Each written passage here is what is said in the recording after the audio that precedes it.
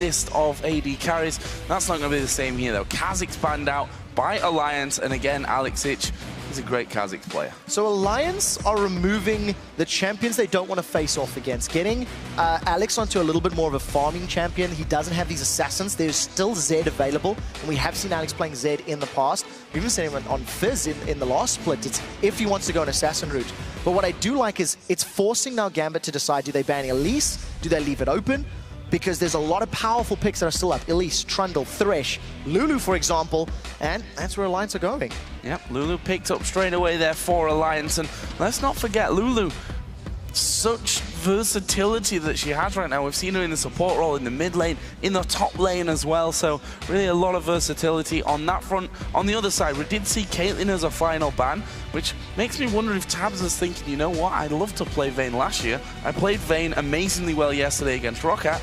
Am I going to go for it again? On the other side, his opposite number's going to have Sivir now locked in there for Gambit, and they're looking forward to that Wukong in the jungle once again. So I'm a little bit surprised at the two AD carry bans. I think that with Genja, he's basically played Lucian or Jinx, and he's picked Jinx into many different compositions. He can also play a number of other champions. There's going to be some focus in this bottom lane. I wouldn't be surprised to see Diamond maybe ganking or trying to get involved there. Taking away that Wukong and the Sivir from Alliance is also champions that Alex himself said the likes of Karthus, which is still up, the likes of Sivir, Karthus, Wukong, those are champions that Alliance have won with in the past, so it's double duty stealing those away, denying them from Alliance. What will Alliance go with next here?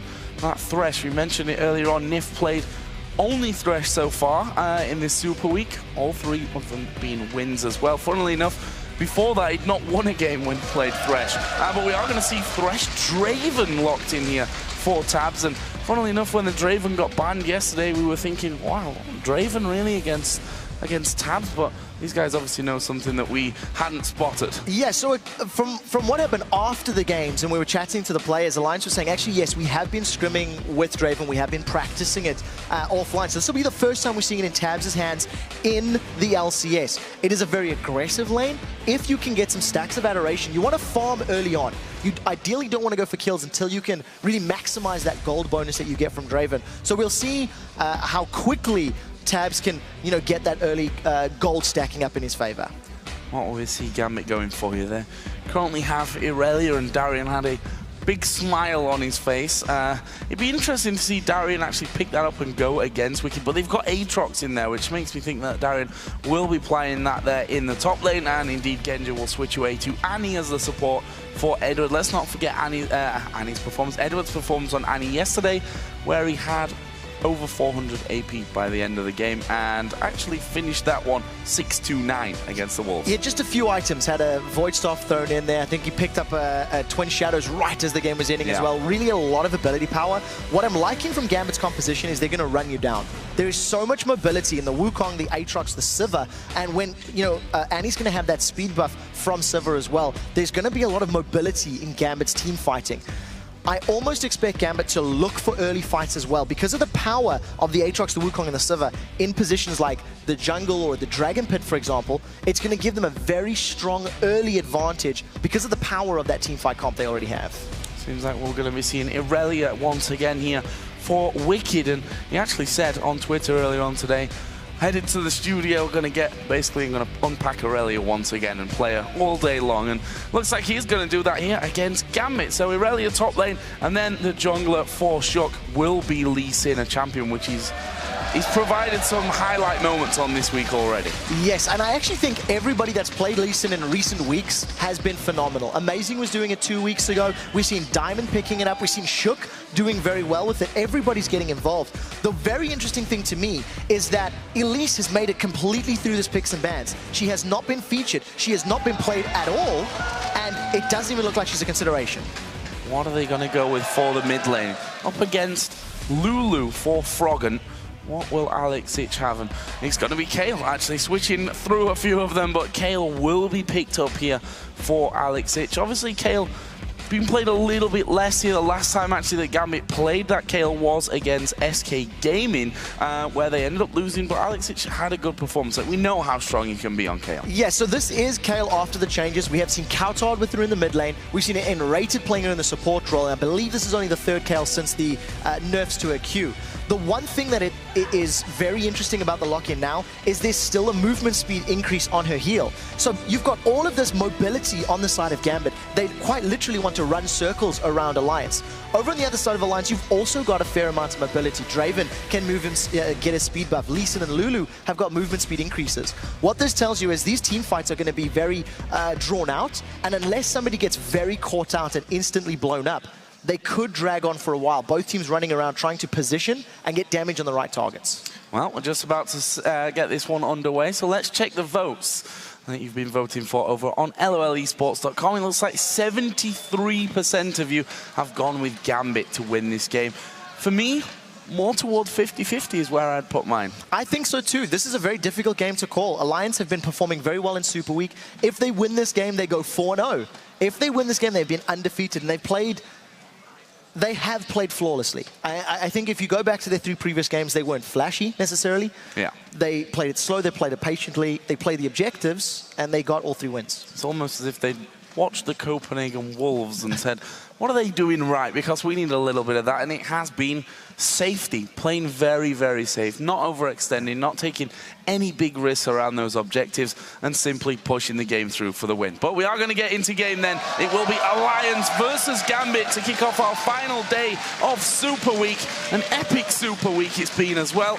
Hopefully, the games live up to that here today as well. Yes, I would very much like to see that happen. I think this mid lane matchup, it's one that Alex is going to be intimately aware of. When he played the Lulu in the mid lane for the very first time a couple of weeks back, it was actually against Kauton, and Kauton was playing Lulu. So this is a reverse of that matchup, and it is something that we have seen a number of times. There have been changes to Kayle, and we'll see if that movement speed increase on her heel will actually maybe allow her to dodge some glitter lances or stay out of range of that health picks. We'll have to see how the lane plays out. Also interested to see how Tabs does with Draven, to be honest with you. As I mentioned yesterday, earlier, the Vayne that he played against Roccat last night was incredible. The performances on Caitlyn were brilliant as well.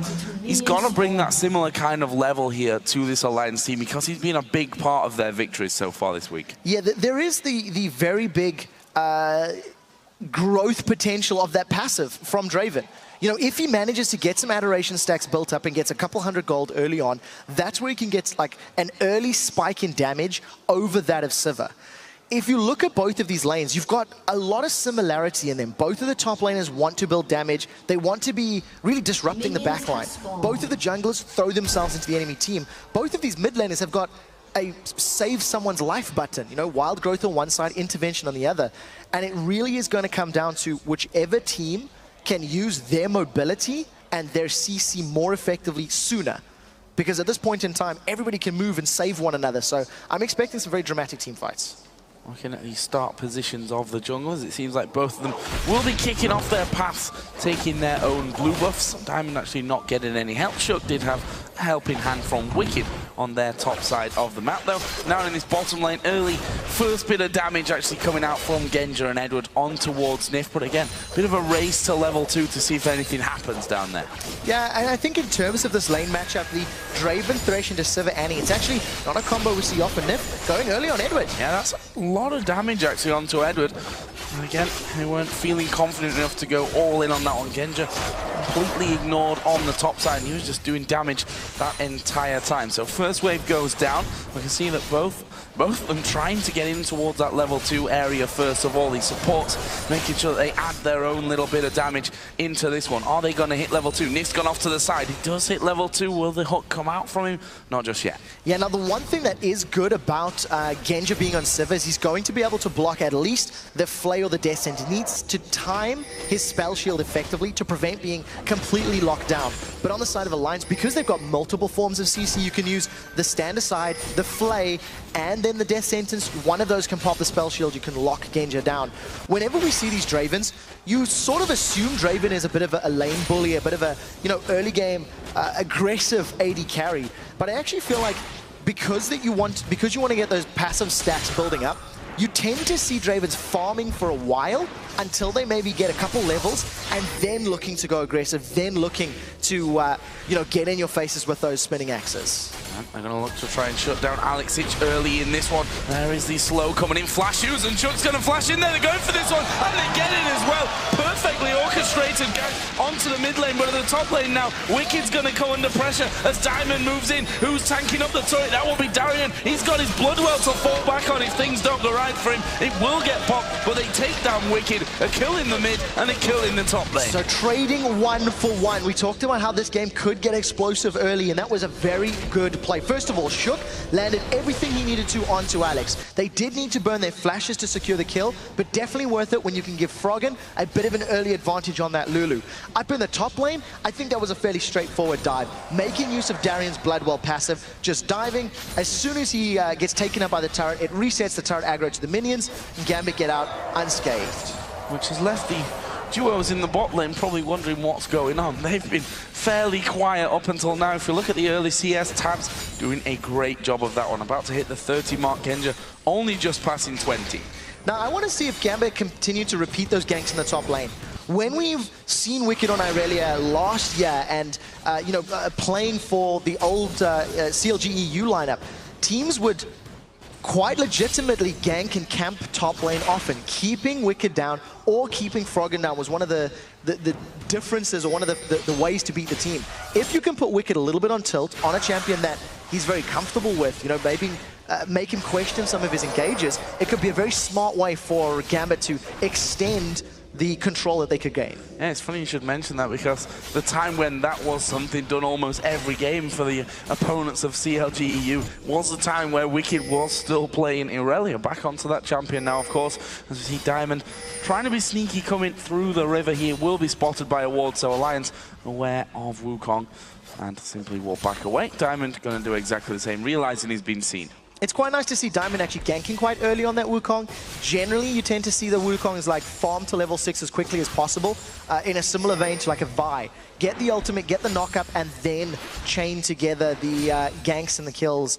But as you see, Diamond was showing his face, made Tabs and Nif back off, and now the psychological pressure of, okay, we know Diamond is nearby, they need to be quite calculated with the next time they shove this wave all the way up.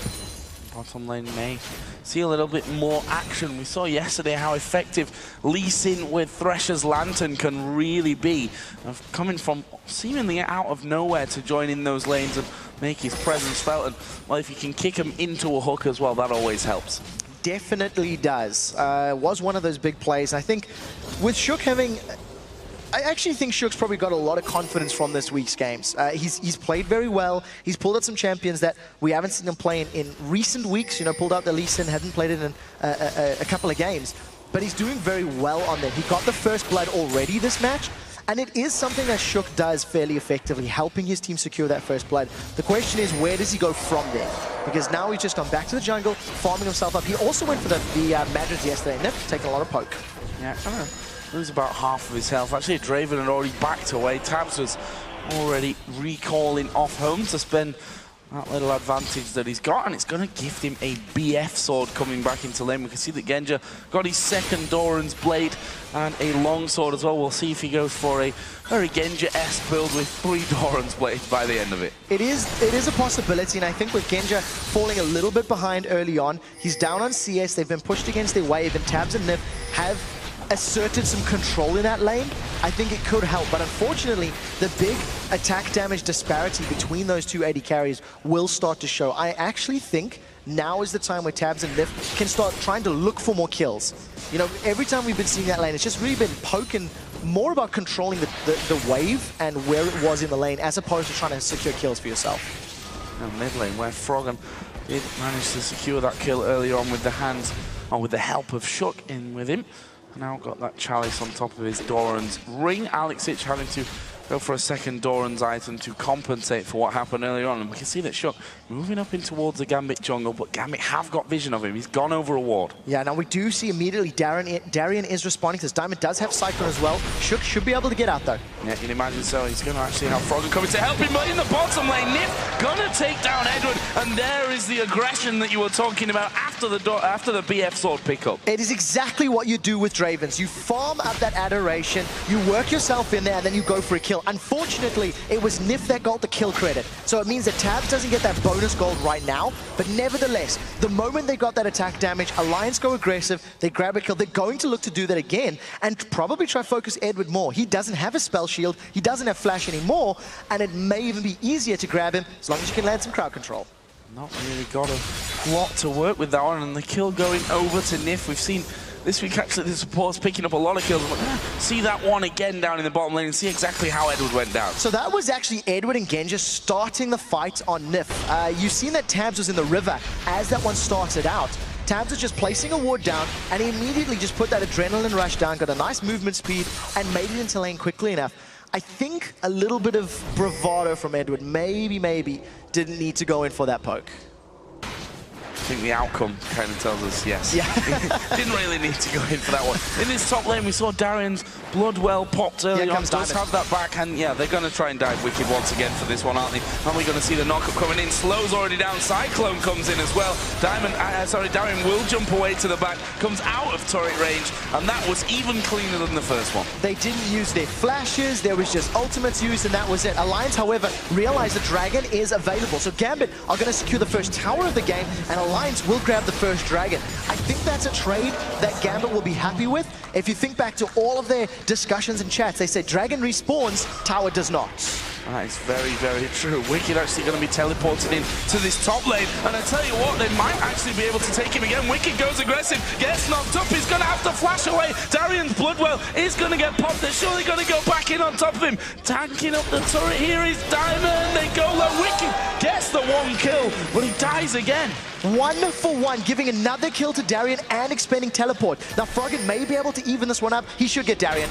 Yeah, I don't see a way out of that one, and there is a shutdown. So, you know, Wicked sacrificing himself almost there to pick up 2 kills for Alliance, and that'll be a happy trade for them by the end of it if you look at the whole picture. Yes, so in terms of kills, and not only did Wicked grab himself a kill 1 for Froggen, he also prevented a lot of damage being dealt to that inner turret. It is a small win, but it is something that I think is probably a fairly good decision at the end of the day. It has also allowed Alliance to group up in this mid lane. They've dropped that mid turret to about 50%. Shook sticking out a little longer than maybe he should have. Alex struggling a little in that mid lane though. Does have his stinger in there now after being taken down for first blood. And we can see that aside from those 3 kills in the top lane for Darian, they're just not being spread across the team evenly. Alex going low once again. Does have his intervention should he need that one. Meanwhile, this bottom lane, Nif is going to throw down the box, misses the hook on towards Edward. Tab's going to get stunned up as well. He's got no mana here. Nif doing a bit of damage as well. In the end, no kills. Bit of an even trade. Yeah, a little bit unfortunate there. I think Nif was trying to land the flay into the box, and it just didn't pull Edward far enough backwards. So box is now down. Shook is going to get spotted by a ward, so Gambit are aware of his position. You see Diamond moving in as well. So this is going to be a 3-on-3. I think Diamond is going to start this fight. Shook's in trouble. Yeah, he's going to get pinned into this one. There is a Cyclone, but he takes the Lantern home. Safety, nicely done from Nif. So Nif makes up for the earlier misplay on Edward by saving Shook's life. No summoner spells blown, just a very good Dark Passage Lantern, putting in the right place at the right time. I think Diamond is doing pretty well at responding to Shook's movements, and Alex has been jumped on. Yeah, Froggen going to use that wild growth on himself. Actually doesn't have any mana left really after that one. We can see that with this Athene coming in there, and Alex just sidestepping. Did take the first chunk of damage from Draven's ultimate, but he will be able to just walk off in the end. Yeah, it gets away. I think if Froggen had had more mana and been a little closer, could have made something happen. And here's that movement speed from Lulu. Just going to move himself a little bit away from Diamond. Because Alex has no ultimate available, I'm not expecting a dive to happen, but if any team was going to go aggressive, it's Gambit. And take a look, Darian has even moved himself into this middle lane as well. And he's the one with all the kills for Gambit. Got himself that Tiamat now added in. He headed up towards the Hydras. The blue respawns for a 3rd time and 2nd time in a row that Froggen will be able to take this one away, get back off into mid lane. Athene's obviously giving him good mana regen, but you can see with the blue buff on now how fast that mana bar regens itself up, and that means more tough times for Alex Hitchens. In fact, the turret is going to be going down there. So very early advantages here for Alliance. They're a dragon up, they're a kill up, and they've been the ones that have been making some more aggressive plays in the bottom half of the map. With the exception of Diamond ganking top lane, Alliance have been, you know, really making some good plays. They had a good first blood into Alex. They secured the Dragon, and I'm anticipating Alliance for the next few minutes to just farm these waves out before grouping and trying to maybe pick another fight in and around the Baron pit. Let's have a look at some of the other items coming in from this one. This bottom lane in particular, we already know that Tabs is nicely ahead in that 124 to 97 CS. We are going to see Diamond actually coming in. There's the ultimate out of Genja. There will be the Lantern taking them back. Box put down. Here comes Shug. They've not expected Lee Sin to be there. Tabs is surely going to go down. Diamond picks up that kill, but I don't think Diamond's getting away with it. No, it's a 1-for-1 trade. 1-for-1, but they managed to get Tabs down. I think that was pretty good overall. Now Shook and Nif doesn't look like they're over. Here comes Froggen. Froggen going to go straight in there and quite frankly, forced straight back out as well. And he comes in, goes back out just as quickly as he went in there, and nothing more for the taking. Yeah, luckily Gambit going to be able to defend against any sort of tower push. The wave clear is very good from Sivir, and you see the moment that Froggen showed himself in that bottom lane, Alex was hard pushing mid. He shoved that wave up, and it forced Froggen to make a decision. Do we go for the tower dive and try to force the bottom lane fight, or do we lose the mid lane? And Froggen very quickly backed away from that scenario. Didn't want to give up that mid turret just yet. So 5-4 as we approach 15 minutes played in this one, 1-1 in turrets, and Alliance ahead by a couple of thousand gold at this stage. And we said it before that Alliance have been strong throughout the laning phase and have held on to those leads really nicely. Gambit, if we think back to the talk on them though, they've had a couple of ropey early game scenarios when it's been the mid game that's really brought them back in. So this has been a fairly good start for Gambit. You know, they got a nice early tower. They've got some kills into Darien, which is always a plus.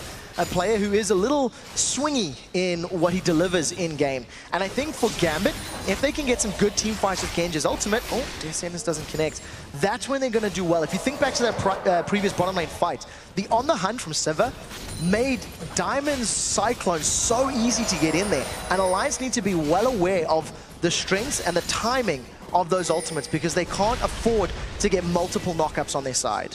Shook just taking down the wall. Actually, Diamond and Alex chasing him down here, but not sure they're going to get in range. Actually, Q will land onto Alex for his troubles. Darien has started to move down.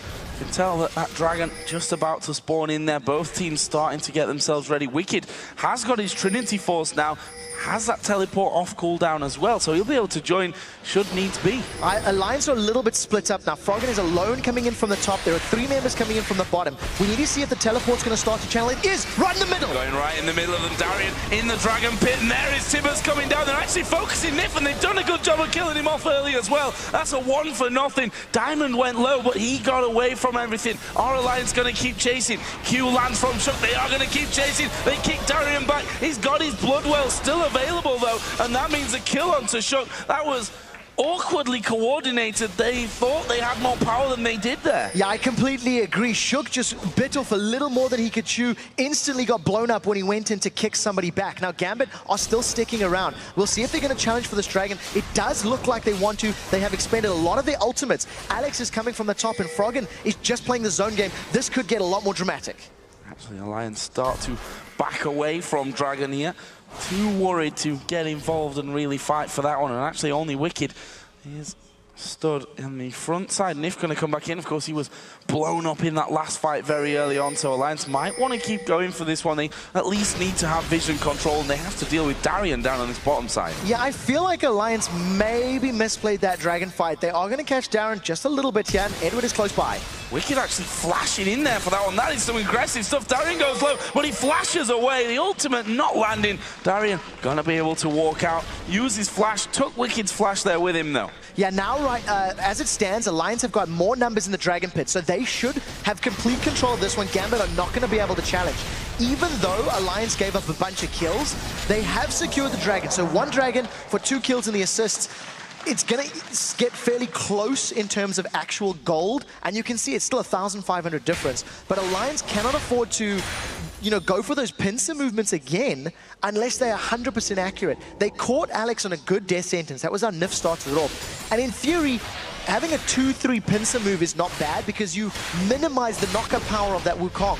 Unfortunately for Alliance, the follow-up is what didn't land in there. They couldn't kill somebody through intervention. They couldn't close it out. Diamond's on the invade. Gonna go in there. Is he gonna be able to take that blue buff away? He does have his smite. Actually, with the Cyclone goes over. He does pick up that blue buff as he goes through. The Cyclone won't land on towards Shook, but they're gonna push into him anyway. But there is Wicked going on towards Alex Hitch. Alex puts the intervention on. There's a Draven ultimate. Alex flashes it, gets the kill on Wicked as well. Shook trying to get away or trying to hunt for the kill. The hook misses. Double kill Alex Hitch. Can Froggen escape this one? He has to flash. That'll get him to safety, but this turret might be in danger. Yeah, the turret is definitely in danger. Gambit showing a stronger skirmish team in that scenario. It was a 3-on-3 in the jungle, and Gambit just started the fight before Alliance could react. Now, the tower's going to fall in the top lane as Gambit focused that one down. Genja is going to get the outer turret in the bottom lane. It looks like a fight may even be breaking up as well. It does look like it is. Edward is dead from that one.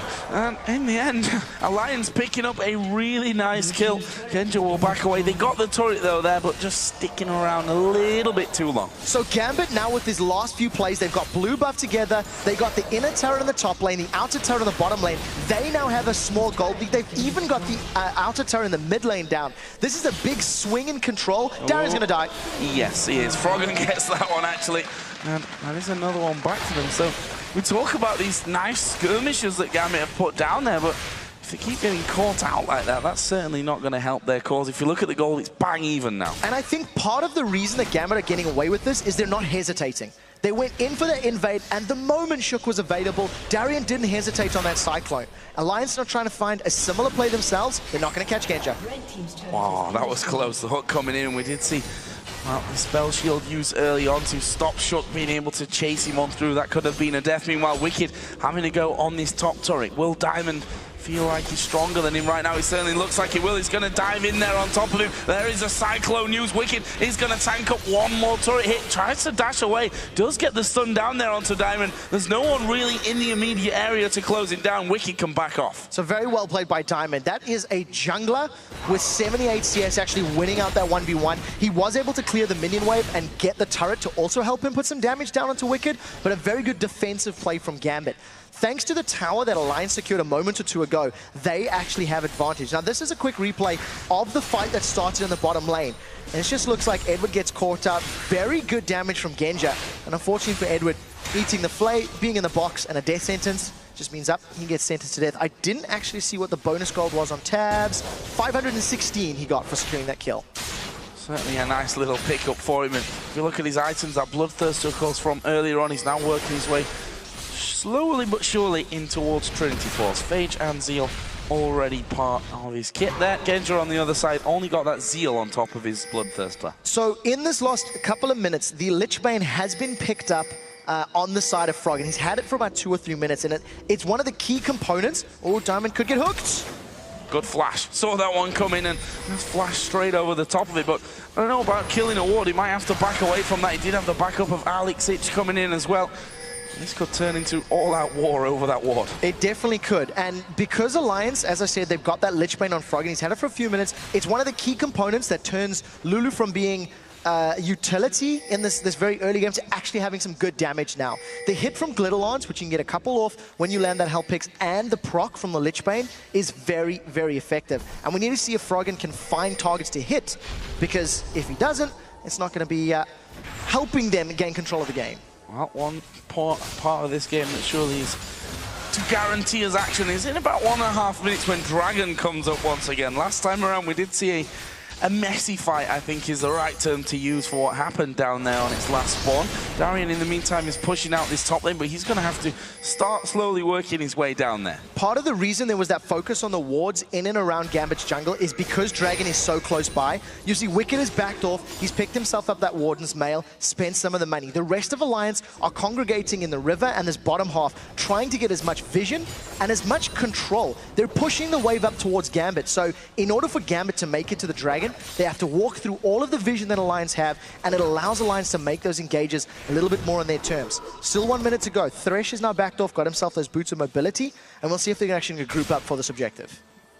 Let's see, Froggen just pushing out that mid lane once again, as we're expecting to do. Darien still forcing that that top wave all the way down towards the inhibitor turret, which is all that stands now for Alliance on that top side of the map. There's Wicked, who's currently not having the best time, I think is safe to say. 1-4-1, 30 CS behind that of Darien. And the good thing is for Gambit, these kills in the, you know, I was talking about 3 kills, 4 Aatrox for Darien. He was the only one with kills.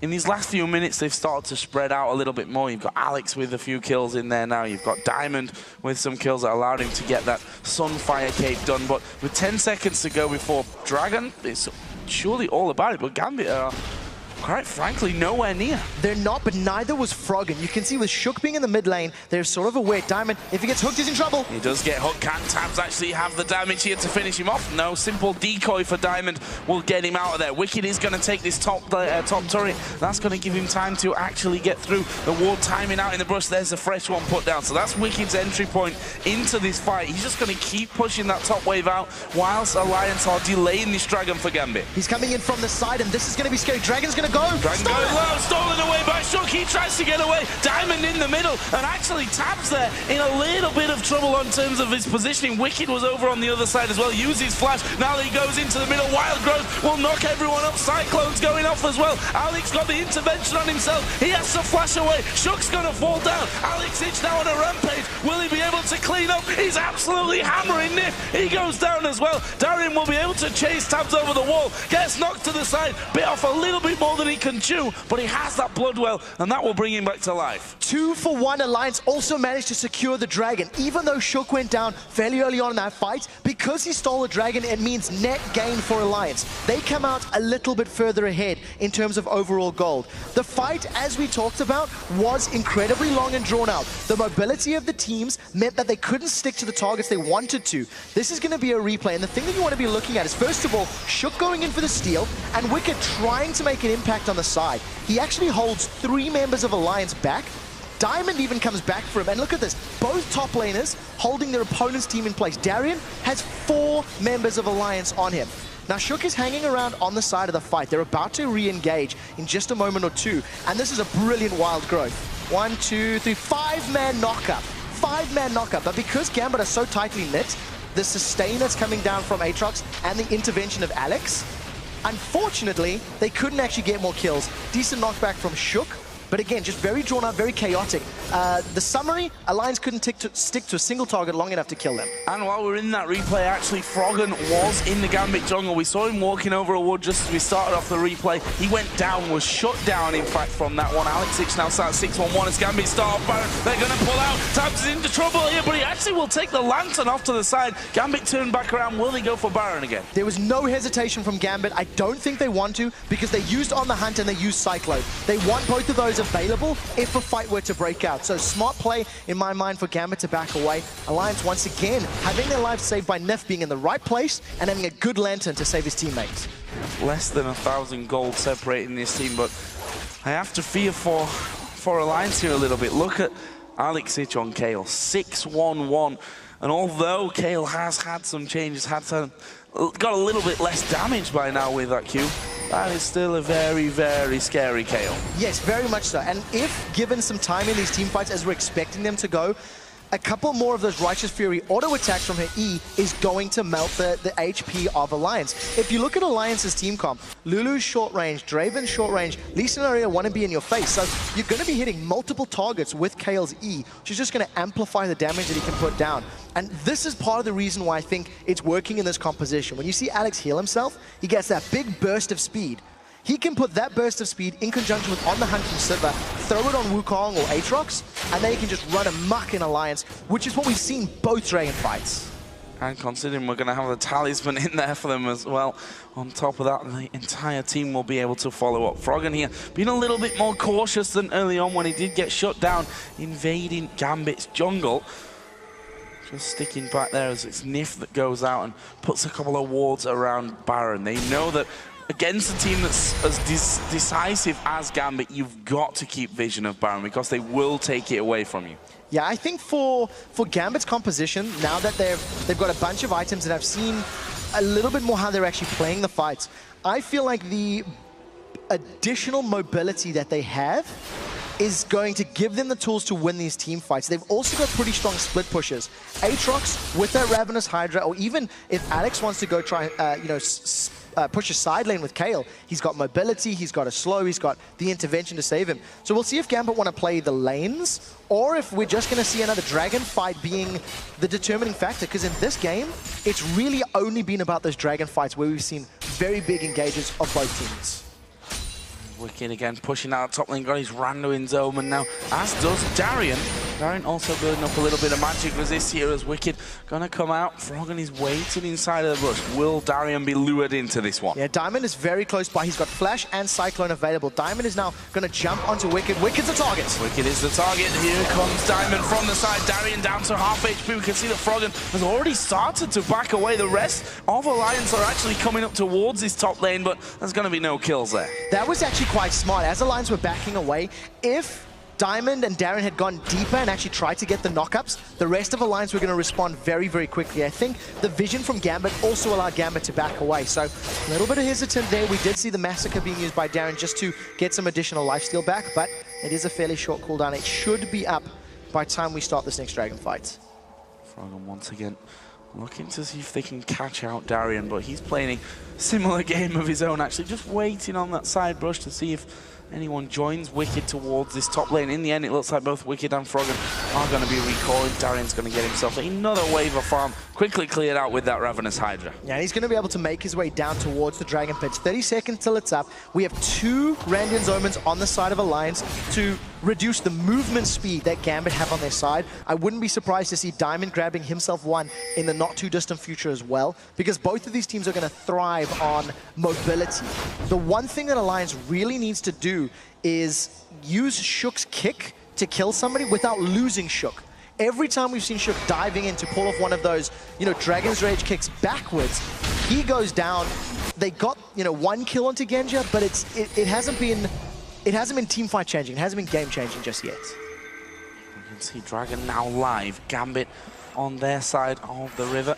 Alliance just clearing out walls from the middle outer brush, and they've got positional advantage right now. Gambit have got vision of them thanks to that ward in there, and they are moving in. So distinctly different. Alliance have Wicked with them as they start this fight. They're not relying on the teleport. Gambit are going to respond way too late, and Alliance just get that incredibly quickly. That's 4 dragons out of 4 right now. Hit and run there from Alliance, showing some solid dragon control throughout this game. There's still wards up by Baron. Gambit, let's not forget, have already started off that Baron once, whether that was a realistic chance at Baron or more to draw someone out, which they actually did with Tabs coming in there. Actually, Darien is going to go up the front side and will be clearing out that pink ward that was put down earlier. So Gambit have all the vision there. There's actually not a single ward for Alliance around Baron. Yeah, on the way up, Darien was just able to clear out a bunch of those wards now himself, and I think for Gambit, the game plan is to force a fight once again. Every time Gambit have taken advantage, has taken towers, it's when they invaded and they instantly peeled and started a fight. They did Baron, they instantly peeled and started a fight. Alliance have been fairly well positioned to not give up more in those circumstances, but as it stands right now, Gambit are just looking for those engages. They tried to get to Dragon, but they were a little too late. They're responding a tiny bit too late in game, and with the amount of vision that Gambit have now got in and around their red buff area, they may want to try force another Baron play. Going to go on towards Diamond. Shook trying to get in there. Good stun from Edward though. Not stop him coming too far forward and going for that kick. And Alliance realizing it, they will back off once again. We saw briefly Alex Hitch farming that bottom lane out. He's now added the Lich Bane into his Nash's Tooth and Rabadon's Death Cap. He is, I said it before, scary I think is a bit of an understatement even now. Yeah, I wonder if Gambit now want to try to control these side lanes at all. We haven't seen them going for any sort of concerted split push type of effort. I think they want to stack all of their abilities together because they have a strong 5v5. Neff right now is just warding up the river. Wicked is pushing the bottom lane. He's on the inner turret. Gambit, they've started Baron off, and Alliance are close enough to respond. His vision. It is going down so very quickly. The Wicked is now going to teleport in onto that ward. The hook lands on towards Diamond, but it was his decoy. They're going to get the knock-up. Wicked has to have the wild growth onto him. Takes the lantern back. Diamond doing good damage. Tabs is having to flash away. I don't think he's escaping this one. No. Genja will pick up that one. It's 5 versus 4. What do Gambit do? Do they turn around and go for Baron? Do they chase? They're going for Shook, but he might be able to run rings around, and there is a good slow. Flash tries to get the Q on towards Edward. There are the slows coming in. Alex Ich is godlike now on Kale. That was a brilliant turn from Gambit. The moment they see members of Alliance in that teleport coming in, they threw everything they had at Alliance. Even though Alliance were actually able to wait out most of that Cyclone, it was too long. They had taken too much damage on Froggen. He was a little on the side. The Baron's still going on, and Froggen to try and interrupt. Wow, he goes so very low though, takes the lantern away. Almost paid for that one with his life. This is going down, picked up here by Gambit. First Baron of the game. They've not taken a single dragon, but Baron control is theirs. I think Gambit have won every single team fight. They won the first dragon fight, they got 2 kills. The next dragon fight, yes, they lost dragon to Shook stealing, but they got more kills in the scenario. And in these fights so far, Gambit is just showing that the Sivir plus Wukong plus Aatrox is more effective at sticking to a target and killing it.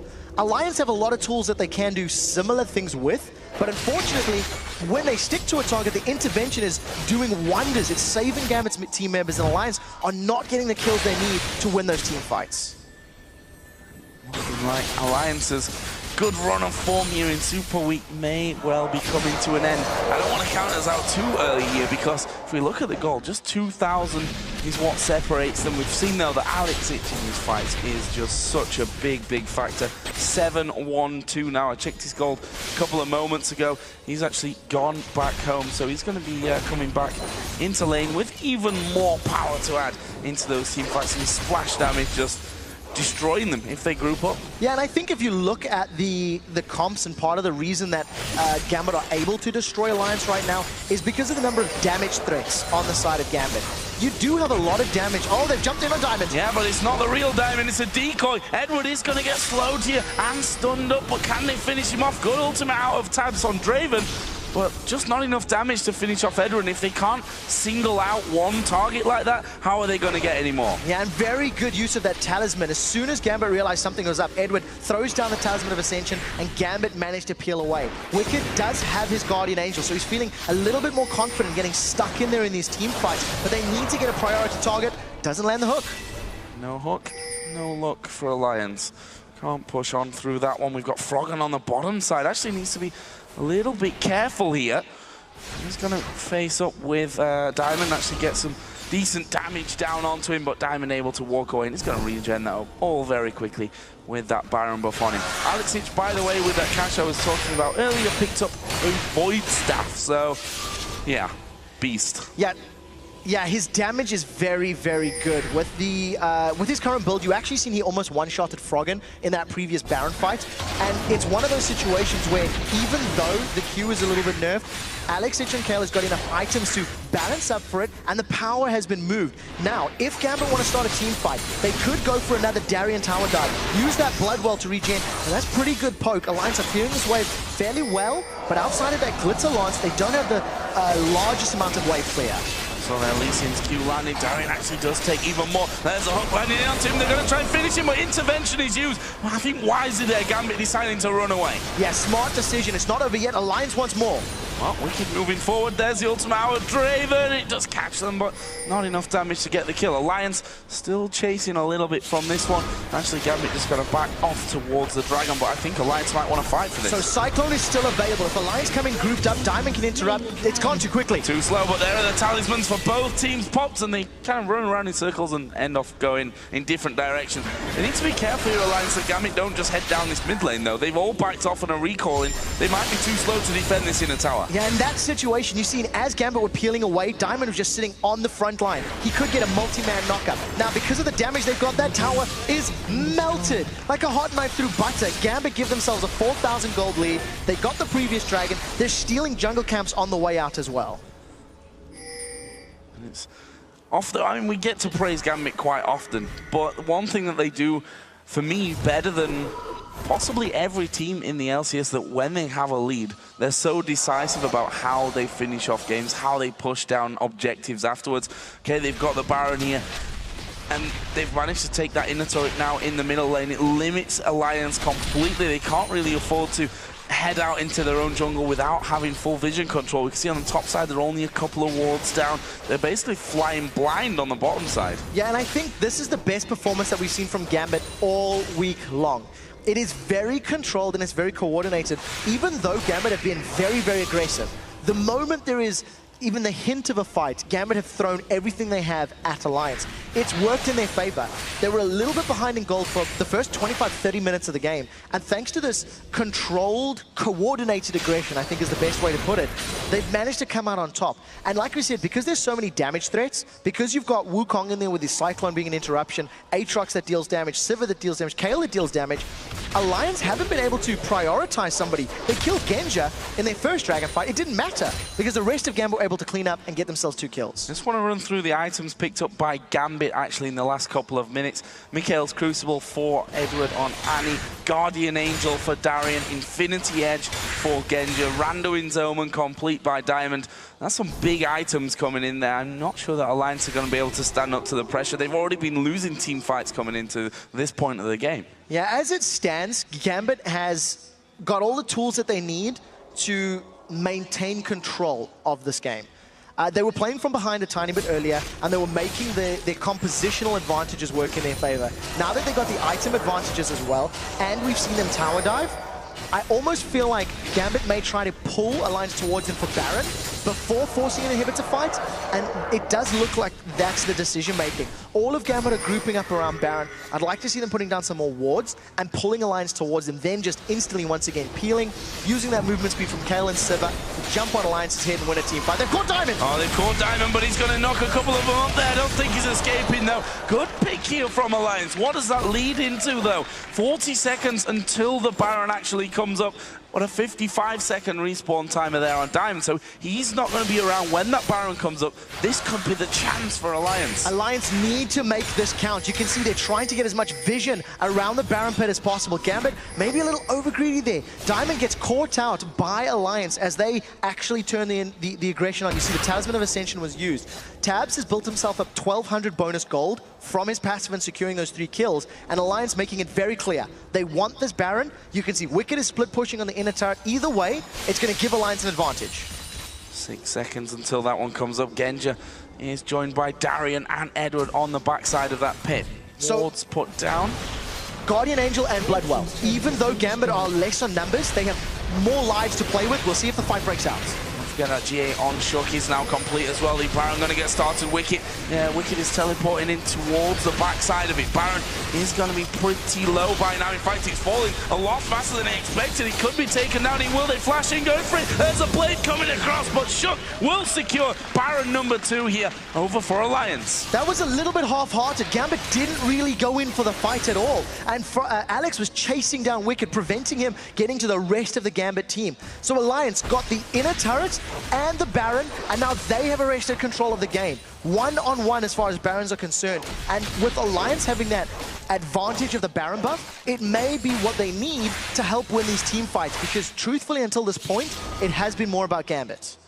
Guardian Angel there for Alex as well. This is something that, well, Gambit like to do, don't they? Get as many GAs as you can in there. They've got Aatrox, who basically you have to kill him 3 times over at this point in the game to actually get rid of him, which is never an easy thing to work out. But Alliance taking a leaf out of their book, you know. Wicked has one with Aurelia. We have one on Lee Sin as well.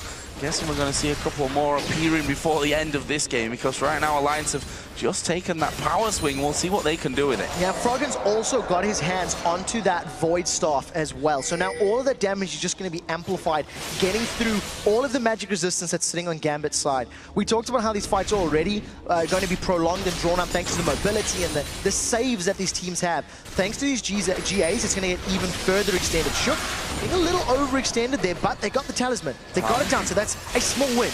A small win that you never know, those small things can come back to haunt you a little bit later on. If Gambit want to disengage, they still have Genja's ultimate though, should they need that boost. So we need to be looking for 2 things here for Alliance. Either Shook is going to be the one going in, which is why he's up on the front line. He's looking for those sonic waves. Alternatively, at their centers, unless Diamond just gets caught up, he needs to be a little bit braver there. Oh, the hook comes out. They managed to catch Darian out from this one, but Alliance decide not to go full on in on towards that one. Slows coming across the entire team. Minions now coming up the this middle lane. Will they go for that tower? Will Gambit stick around to defend it? No, they won't. They're backing off. Alliance take that inner turret. Gambit don't want to fight Alliance while they've got their Baron buff on, unless Gambit can find a pick.